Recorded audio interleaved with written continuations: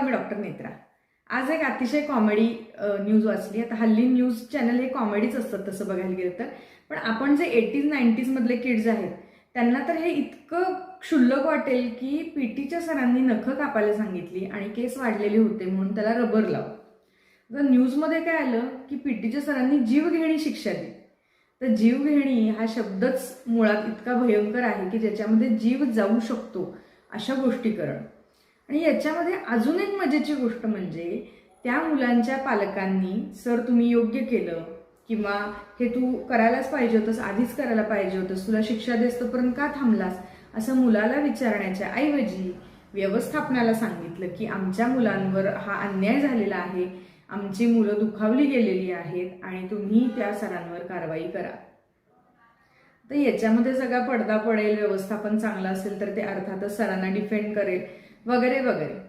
पण हे जे सगळे पालक आहेत ना ह्या विचित्र चक्रम कॅटेगरीमधले, आता मी चक्रम का म्हणते कारण आपल्याला माहिती आहे चक्रम हा शब्द कोणासाठी वापरतो, ज्याला काही कळतच नाही की नक्की काय चाललंय.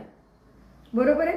म्हणजे पालक कशाचं कौतुक करतात, आमचा मुलगा काहीच खात नाही अजिबात, किंवा आमचा मुलगा मोबाईल सोडतच नाही, किती कौतुक त्या गोष्टीचं. किंवा आमच्या घरात 24/7 TV चालू असतो, आम्हाला दुसरं काहीच बघायला मिळत नाही, किती कौतुकाची गोष्ट आहे.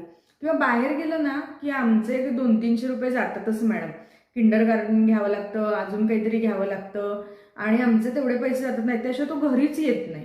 किती कौतुक ना. आमचा मुलगा शाळेत डबा खात नाही, अतिशय अजून एक ॲडिशनल कौतुकाची गोष्ट. आमचा मुलगा गेले कित्येक दिवस हाच ड्रेस घालतो, त्याला दुसरा ड्रेस आवडत नाही. 15 दिवस झाले तो हाच शर्ट आणि हीच पॅन्ट घालतो, किंवा मुलगी हाच फ्रॉक घालतीये.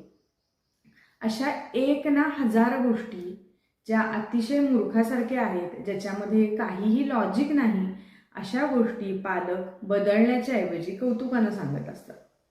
तर अशा पालकांना काही मी सांगणार नाही, त्यांना फक्त एकच छोटीशी टिप आहे. आत्ता ही मुलं फिजिकली तुमच्याबरोबर कम्पॅटेबल नाही आहेत, फिजिकली त्यांच्या अंगात काही शक्ती नाही आहे, तरीही ते तुम्हाला वाटेल तसं नाचवतात. उद्या ही मुलं टीनेजमध्ये गेली, फिजिकली फिट झाली आणि तुम्ही फिजिकली डिक्लाइन होत जाणार आहे.